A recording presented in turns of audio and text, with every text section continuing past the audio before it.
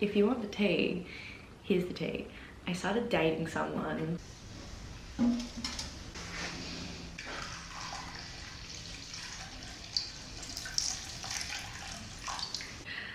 Hey everyone, we're back. I'm back drinking on camera. I've really missed it.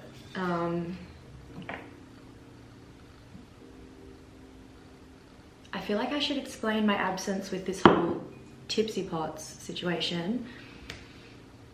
I just don't think how I used to buy an $8 bottle of wine, scull it on camera, and then talk a lot of shit.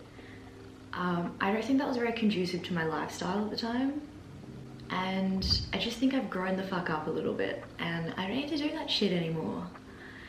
So now I've got a $20 bottle of wine. I'm still gonna do ceramics on camera and answer questions and talk to you guys, but just maybe be a little bit more grown up about it. Like, look, I'm dressed like a farm girl. I've grown, I've matured, I'm 24 now.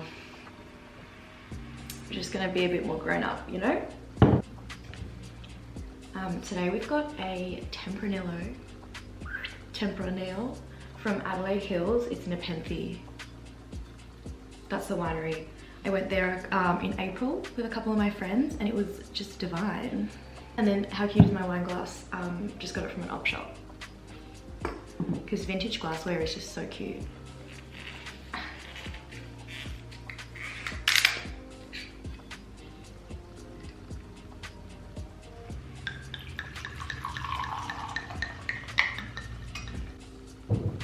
Cheers.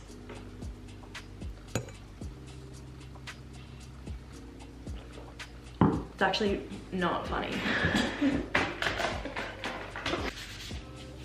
Literally first sip and I've spilled it. Let's try that again. Cheers.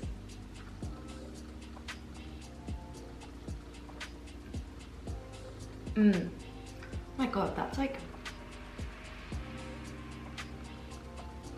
fucking lovely. The in the warehouse I'm in, where my art studio is, the bathroom is right next door, so you can hear every time someone flushes the toilet. So I really hope you can't hear every time someone flushes the toilet. I'm gonna take this bracelet off. So basically, you know, I make my ceramic lamps. That's kind of my thing. It's kind of my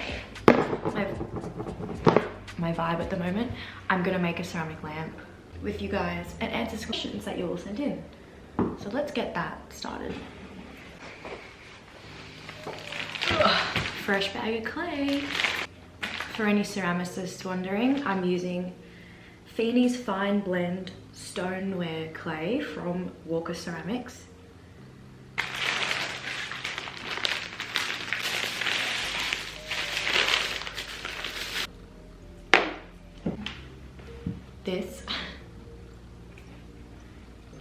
It's a groggy, dark clay. At the moment, I'm really obsessed with clay that looks like it's been pulled out straight from the earth. So I asked you guys on Instagram to send me questions. And I was so pleasantly surprised with the questions I got. Normally, it's a lot of creepy dudes saying, can I take you for a drink? You wanna fuck? But this time I got a lot of insightful, lovely, deep questions. I got a really great range. Basically, we've got some relationship and dating questions. We've got some ones about art, and then we've got some about life in general. But right now I'm just rolling out the base for the lamp. Here is one I prepared the other day.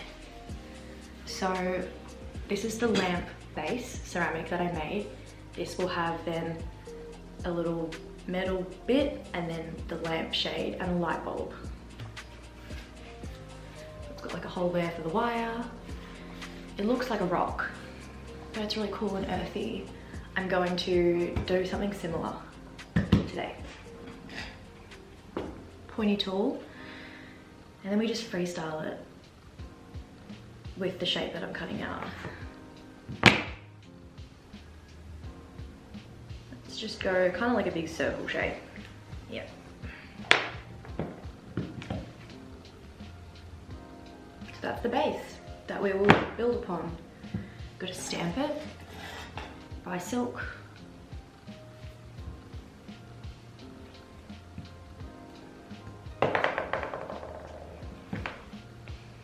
Perfect. And not to my surprise, most of the questions that I got were about relationships and my dating life. The biggest one was, are you single? And yes, I am single. Always. My last relationship was like two and a bit years ago, like a while. So I've been single for a while, yeah. And I love it so much. I can't even imagine having a man like in my life in a big way. It's scary. Being single in my early to mid 20s has been the biggest blessing of my life. I feel like I've grown so much. I've done so much stuff that I never would have done if I had a partner. And I really like that I can just be selfish in this stage of my life. You know, the way I think of it is I will get married and have children someday. And then the rest of my life, I feel like those other people will be my priority. So I've got the rest of my life to worry about other people's feelings before mine. Right now, it's all about me. And that's okay, because it's my life. Oh shit. I've done that on the wrong side. Okay. So yeah, single, but I date. I'm not looking for a boyfriend. I'm just like, if something happens, it happens. But if not, I'm super content and happy. Like the happiest I've ever been in my life without a man. If anyone's actually wondering about the ceramic aspect of this, I'm using the coil method. So we score like this, make it all rough, roll out a coil, get some slip. I keep mine in this old jar. Then I use an old little paintbrush.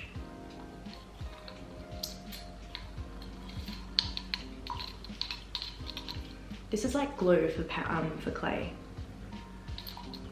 And it's just clay and water mixed together. So I use all the little scrappy bits, put them in this jar, add some water, and then it becomes like the glue. And then I've got zero waste. Just go like this, like so. Blend it in, like try and do it so you can see it. Like that, but better. I can't see what I'm doing. And then do it again on the inside. And that's it. Then you just keep building it up and up and up. This clay type is quite tough and gritty, so it holds its shape really well, which is good for this sort of ceramics piece that I'm making. I don't have to worry about it like collapsing in on itself like some other more fine clays might do. Next question. Okay, I got a lot of questions asking how to let go of an ex. Like, how do I let go of an ex who I dated 5 years ago? Just lots of girls asking how to get over someone. And similarly, like how to deal with breakups, how to deal with heartache. I don't talk about my personal dating life online. Somehow I've been in this like public sphere, you know, for like 2 years, and I've gotten away with never speaking about my dating life. Go me, you know? But I've had my fair share of breakups. I've had a few long-term breakups. I've had situationship breakups. I've had, you know, I'm pretty well versed in that area of like dating. So with how to get over an ex, how to get over heartbreak, I'm gonna just be very honest with you.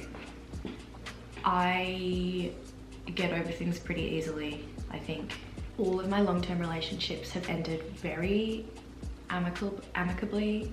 It's been a very healthy breakup, and I think because they was like healthy and there's still love and I'm still on good terms with everyone I've dated like long term, I feel like I got over it pretty easy because I knew it was the right thing.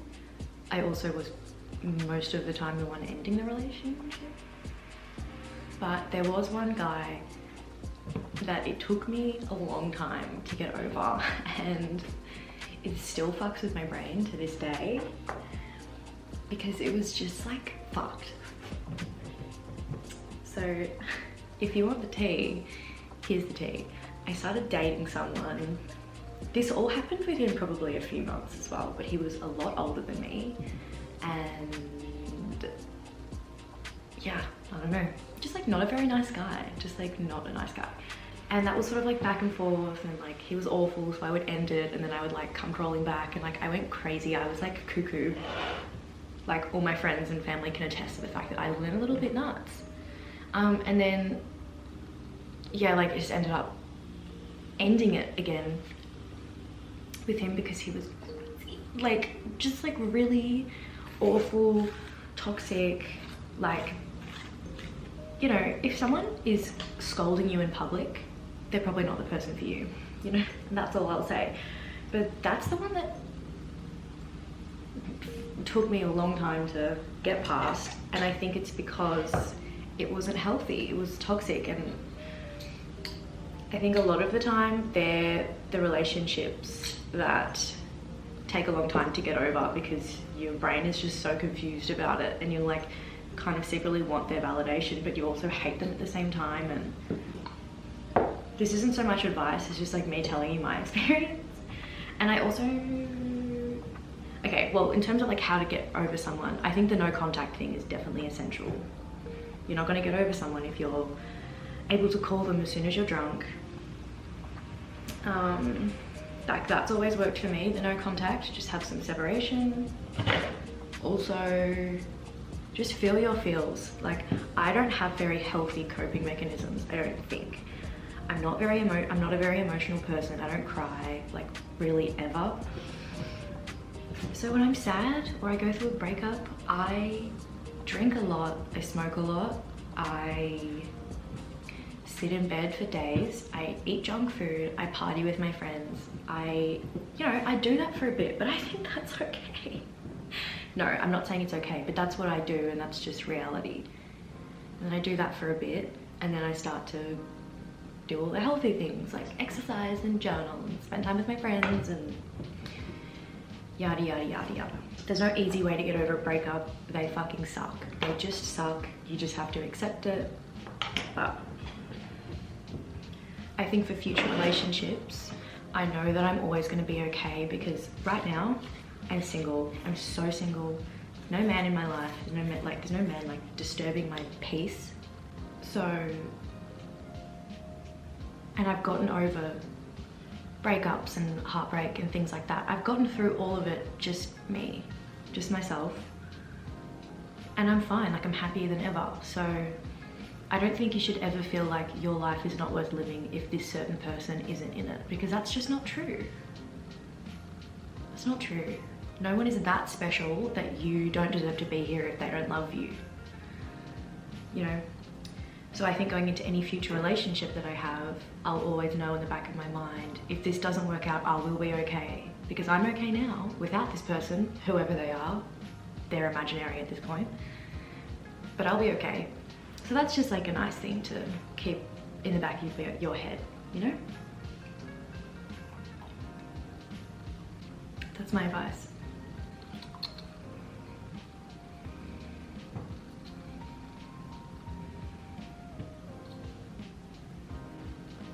Freshly washed hair, clay covered hands, not a vibe.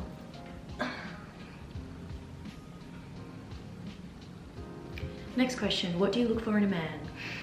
In terms of like personality traits, they have to be as funny or funnier than me. And I don't by any means think I'm hilarious, but like sometimes I'll go on a date or I'll be talking to someone and I go, wow, I had a really good time, I laughed a lot.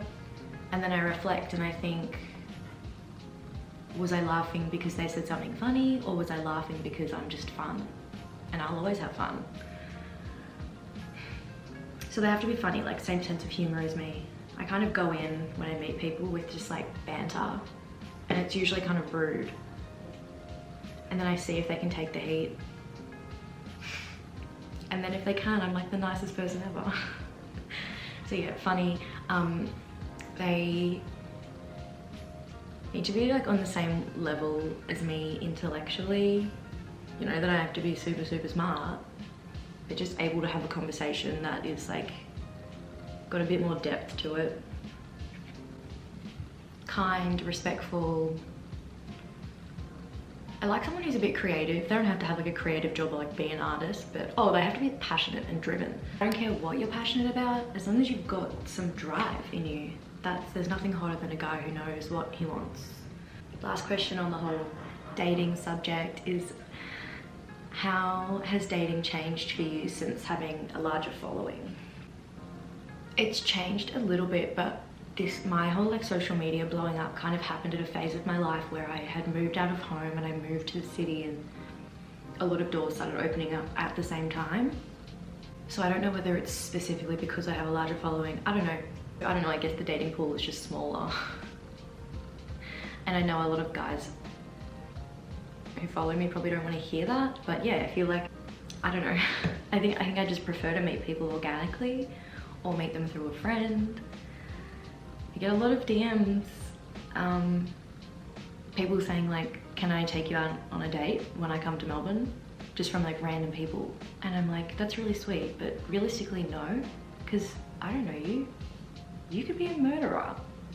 I don't know how it's changed, I don't really know how it's changed because it's just my life, and I was also like in long-term relationships for most of the time before my social media became a thing. So it's really hard to multitask, guys. Someone asked me what my favorite part of the ceramics process is. Let me show you right now. See this? It's all like messy and crumbly and stuff. You get a metal rib and you just smooth it all out. It is so satisfying. Like, hold on to it. It's hard to do for the camera.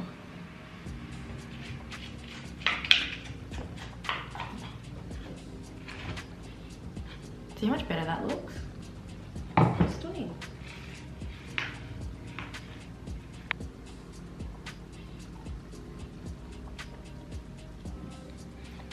I'm obsessed with this wine.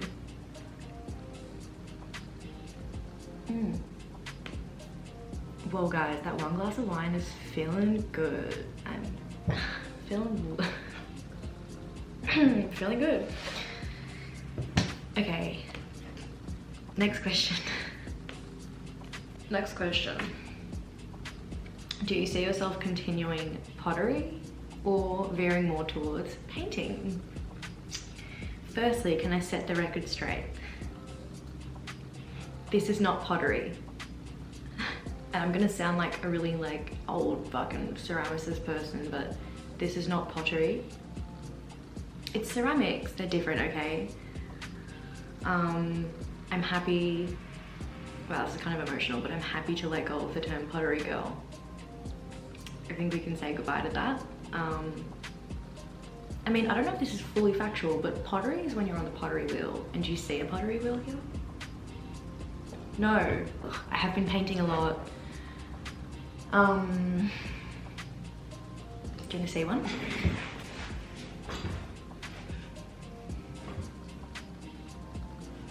Big bald guy.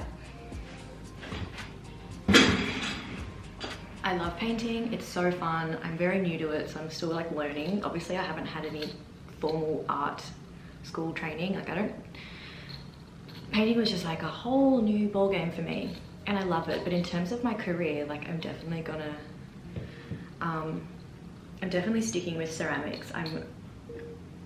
Hiccups. I'm super obsessed with all the ceramic lamps I've been making, and I'm like proud of them. And I see potential for it to go somewhere, as in I could see them in restaurants or in like really high-end homes, galleries, like, yeah. So don't worry, I'm sticking with ceramics. That's not going anywhere. I think I scared people for a little while there when I stopped doing stuff on the pottery wheel. I just love this so much more, and I can be a lot more creative with the shapes I make and things like that. And so they're also a bit more unique. And the ceramic lighting game, I love lamps. Like, I love nice ambient lighting. So yeah, I'm definitely gonna stick with that. If I wasn't speaking to the camera, this would be probably finished by now. Now, if I want to make it a bit more of an interesting shape, this bit here, we're gonna curve it in like that. Have a little play around with it. Make that bit go out. Yeah, cool. And now the coil, the next coil will follow that new shape. I sound like I'm in play school or something. I think it's the shirt. I think the shirt's throwing me off. It's like giving me grandma vibes. Usually I'd be wearing this like some slutty little singlet. I'm just mature now.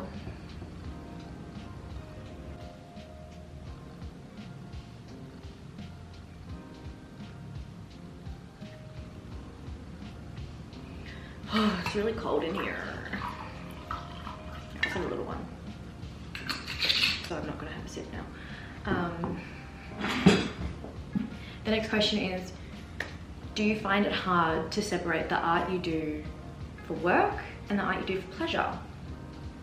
As a full-time content creator and artist, I have to very mindfully find a balance between making pieces I'm going to film and then making pieces I'm going to do just for me.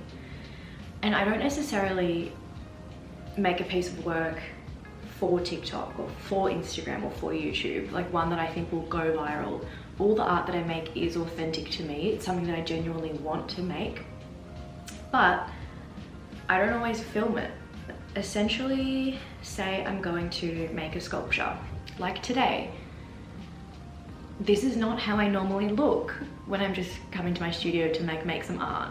I've put makeup on, I've got hair, I've got an outfit, I've got all my cameras and lighting and everything set up. And I'm not focusing as much on the piece that I'm making. If I was doing that all day, every day, it would be so draining. It would not feel fulfilling creatively.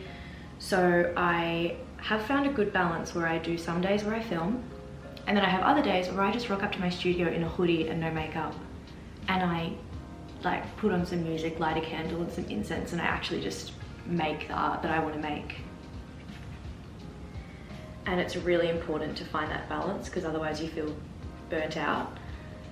Like, that creative burnout is so shit. Like, some days I'll put on my content creator hat, and then some days I'm putting on my artist hat. And the artist hat feels a lot more genuine and fun to me, but you know, that doesn't pay the bills. And I love being able to share all of this with you guys. Like, obviously I wouldn't be doing this unless I loved it. And I love it. You know, no one's forcing me to film this video right now. It's so fun. But I guess what this person means is like art for work and art for pleasure. I think with painting, I got really bogged down in my brain over the whole time. I was thinking, are other people gonna like this? Are other artists watching this? Are the painters going to look at my work and go, she doesn't know what she's doing, or like, that's terrible? I'm my own worst critic. I think everyone is. So when I was doing a lot of painting rather than ceramics, I found myself subconsciously painting things that I thought my viewers would like, or stuff that the algorithm like would do well with the algorithm. And like, that's just not what art is about. It's not about getting views and getting likes. It's about creating something awesome. if you create something authentic to you and the internet happens to like that, then that's a plus. Oh, this is looking like it's made by a 5-year-old. But this is when we do my favorite part with like scraping it. I have so many scrapers. I've got this one from Mud Tools. This one is also, wait, no, this one's from 7 Skin. This one's from Mud Tools. I've got this one which got like a serrated edge. This wooden one, which I don't really use. This one's better for like on the wheel.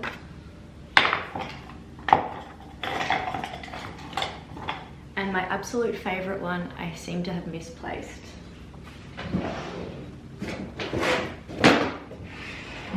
That sucks.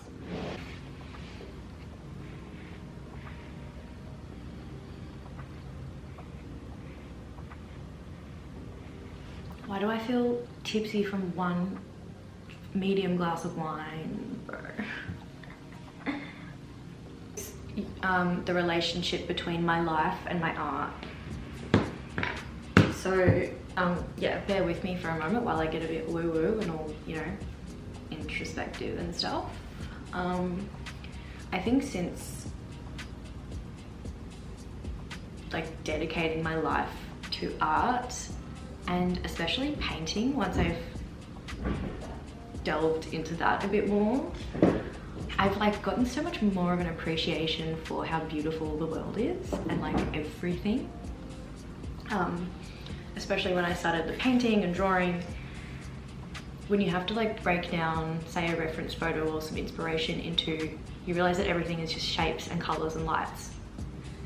And now when I sound so like cringe, but now when I walk around the streets, I'm like, I have to stop saying like, now when I walk around the streets, I just think everything is so beautiful all the time.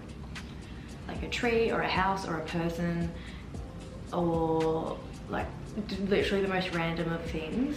Art has like fully changed the way my eyeballs work. I feel like I see everything as colors and shapes and shades and proportions rather than just for what they are. I don't know if that makes any sense. I don't know if any other art people can relate to that, but I just think everything is just like a million times more beautiful now. I don't know. I just see things differently. And it's really fun. It's like I'm on acid all the time.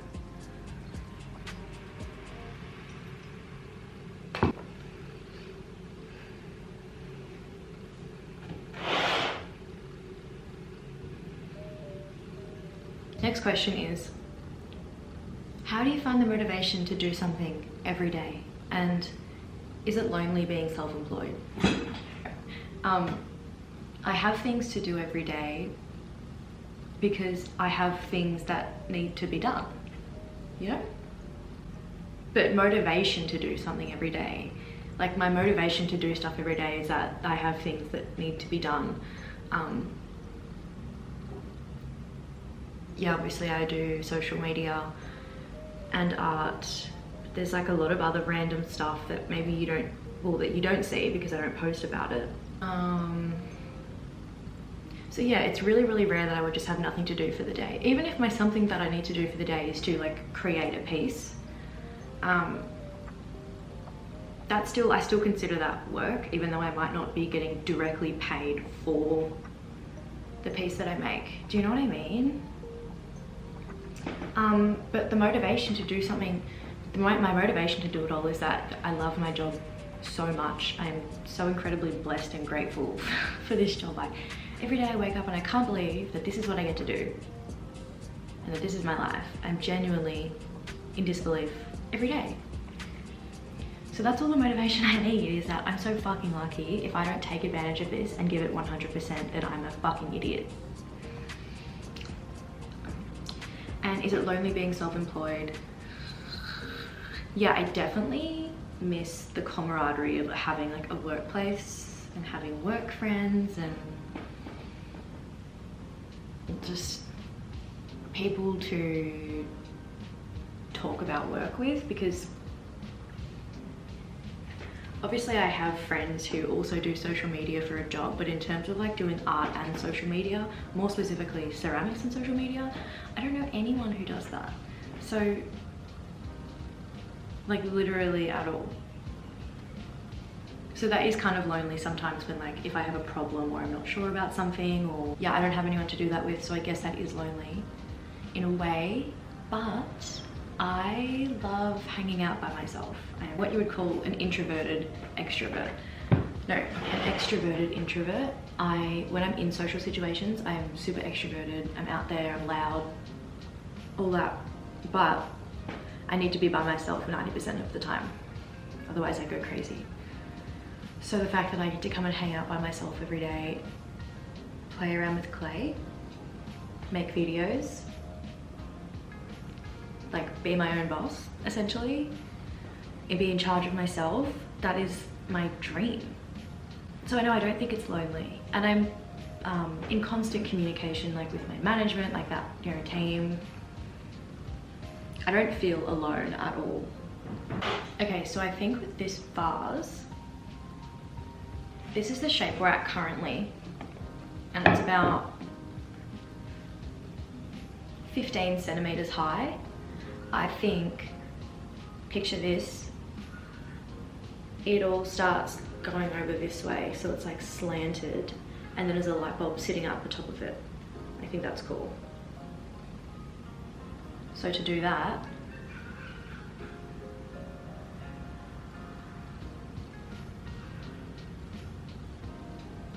I need to build this side up first, like this, and then this side afterwards, like that.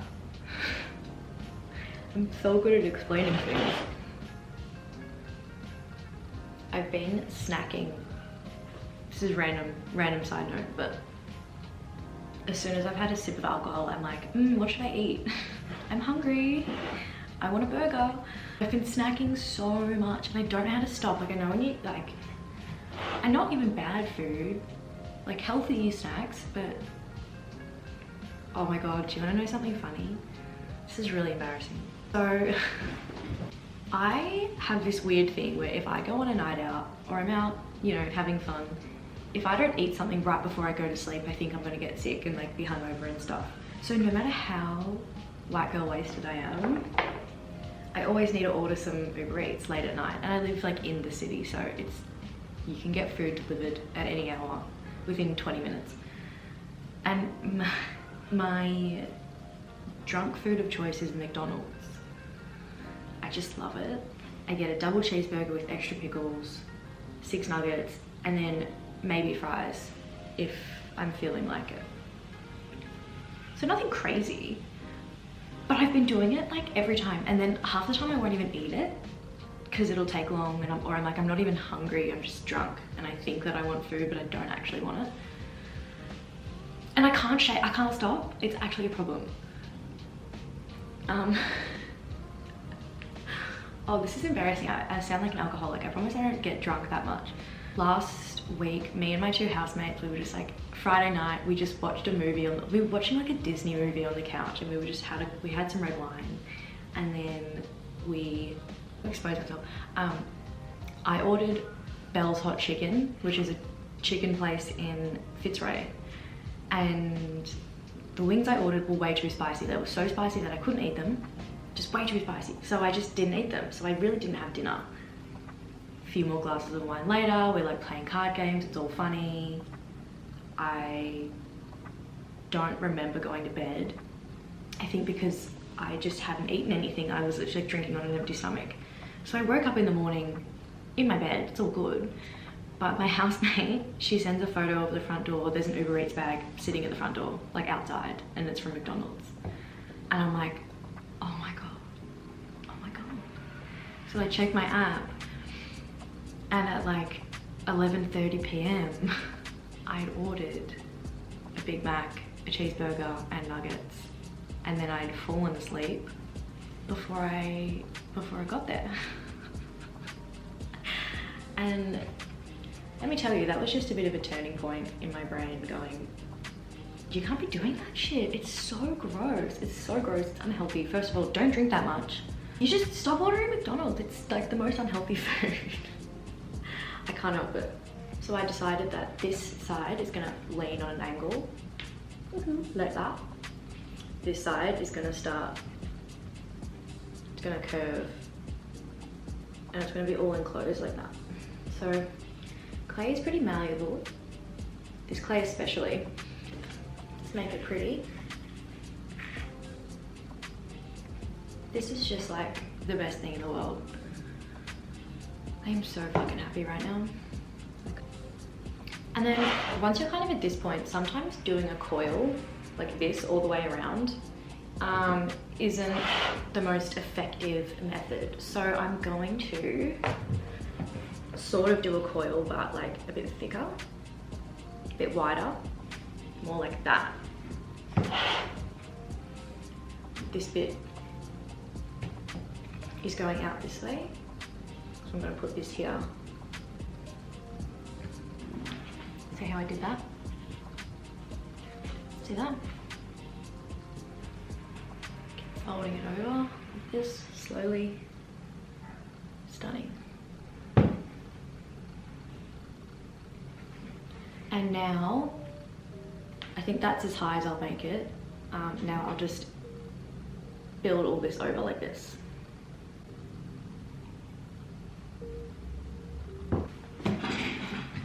Hey guys, I'm really sorry. I had to do some of that off camera because otherwise this video would have been 3 hours long. But now we can catch up for the last part, which is the scraping.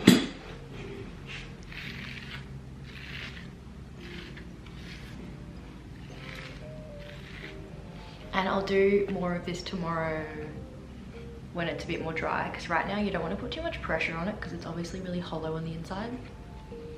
To be very careful not to disrupt the shape.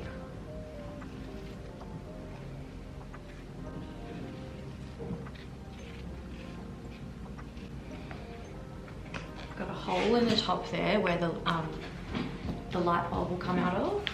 I'm just going to make that a bit more even. Oh.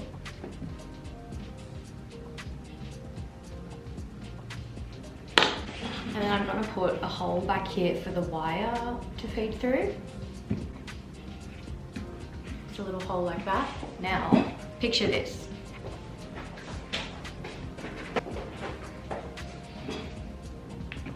Okay.